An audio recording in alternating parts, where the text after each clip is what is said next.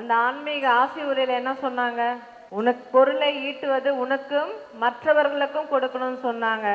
அந்த மாதிரி அன்னதானத்துக்கு காய்கறி பிரசாதம் உங்களுக்கு சாப்பாடு கொடுத்த அந்த சக்திகளின் குடும்பம் வளம் பெற நலம் பெற வேண்டுவோம். ஆரம்பிக்கிறதுக்கு முன்னாடி மனமார்ந்த நன்றியை நான் அம்மா கிட்ட சொல்ல விரும்புகிறேன். ஏன்னா வியாழக்கிழமை ஒரே வெப்பம். சில பக்தர்கள் பரவாயில்ல நானாவது வேர்வை சிந்தி அம்மாவை வழிபடுறேன்னு சொல்லி இங்கே வந்து இளநீர் அபிஷேகம் பண்ண அந்த குழந்தைங்களுக்கு கைத்தட்டினா அவங்களோட கைராசியா என்னன்னு தெரியல, அவங்களோட எண்ணமா என்னன்னு தெரியல. அடுத்த அன்னைக்கே தூறல், அதுக்கப்புறம் மழை.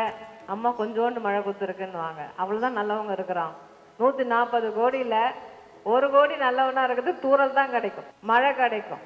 நீங்க கேட்கலாம், அந்த 130 கோடி பையன் கும்பிடாம இருக்கானே அவனுக்காக என்ன பண்ணுது அம்மா? வெள்ளத்தை கொடுக்குது, புயலை கொடுக்குது, பூகம்பத்தை கொடுக்குது, எரிமலை கொடுக்குது.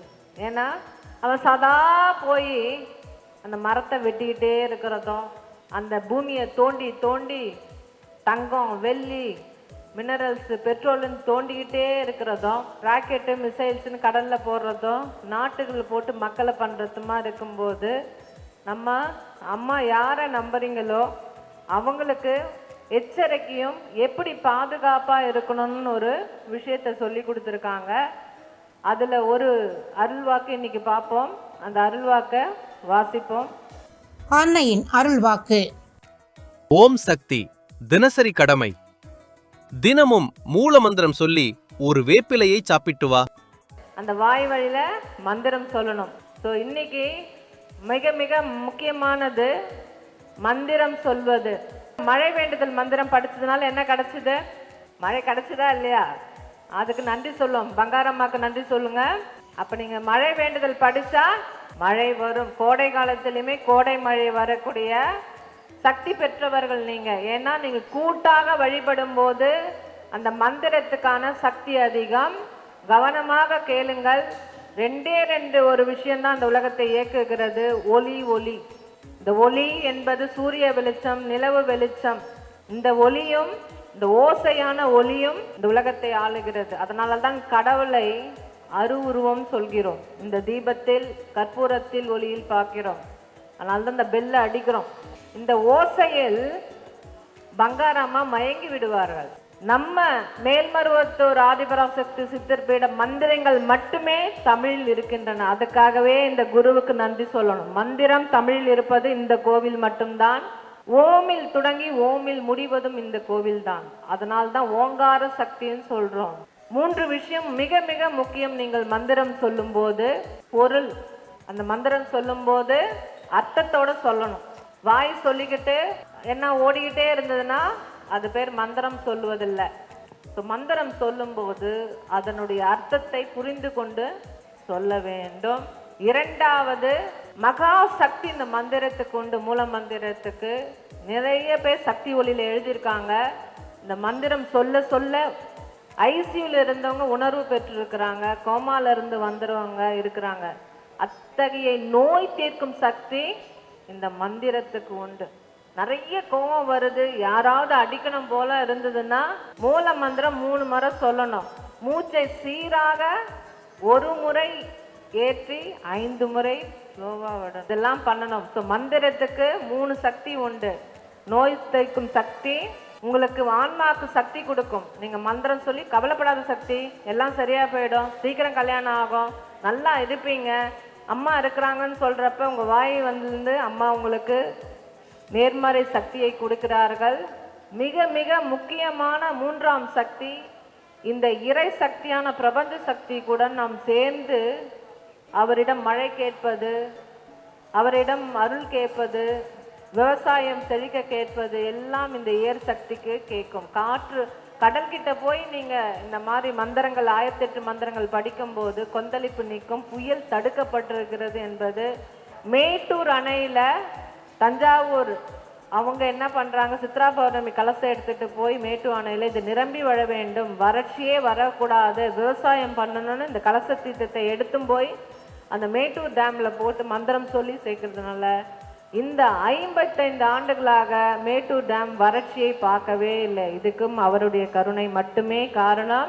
வாய்ப்பு கிடைக்கும் போதெல்லாம் மந்திரங்கள் சொல்லும்போது மனசு ஒருநிலைப்படுத்த வேண்டும், பொருள் புரிய வேண்டும், இந்த பிரபஞ்ச சக்தியோடு இணைக்க வேண்டும். நாம் வழிகாட்டுவது இந்த பிரபஞ்ச சக்தி. அதுக்கு ஒரு சின்ன கதை. ஒரு எப்படி மந்திரமும் பொருளும் மாறுகிறதுன்னு பார்த்தா, ஒரு அரசு இருந்தாராம்.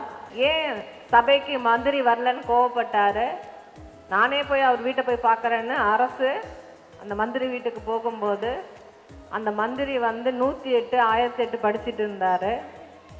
அரசு கேட்டார். அந்த மந்திரி பூஜைலாம் முடித்த பிறகு கேட்டாங்க, நான் வந்திருக்கேன், என்னை விட்டுட்டு என்ன அங்கே மந்திரம் ஓதிட்டு இருக்க அப்படின்னு சொல்லும்போது, அப்படியா, என்னுடைய விஷயத்துக்கும் உங்களுடைய மந்திரத்துக்கும் சக்தி அதிகம் அப்படின்னு கேட்டும்போது அந்த மந்திரி அந்த தளபதியை பார்த்து இந்த அரசை கைது செய்யவும் சொன்னார். உடனே அரசு என்ன சொன்னார், அந்த தளபதியை பார்த்து இந்த மந்திரியை உடனே கைது பண்ணணும்னு சொன்னார். ஒரே பொருளோட தான் அந்த வாக்கியம் சொல்லப்படுகிறது. தளபதி அரசை கைது சொல்றாங்க, தளபதி மந்திரியை கைது செய்யுன்னு சொல்றாங்க.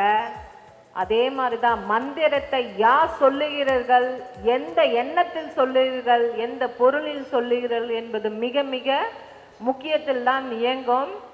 என்ன கெட்ட எண்ணத்துல மந்திரம் சொல்லி அவங்க நல்லா இருக்கக்கூடாது, இவங்க வீடு விலகக்கூடாதுன்னு சொன்னா அது எதிர்வினையாக நமக்கே வரும். எப்ப சாமி கிட்ட வேணாலும் பூட்டு போட்டு வேண்டாதீங்க. தவறான ஒரு விஷயம். பூட்டு போட்டு வேண்டவே கூடாது.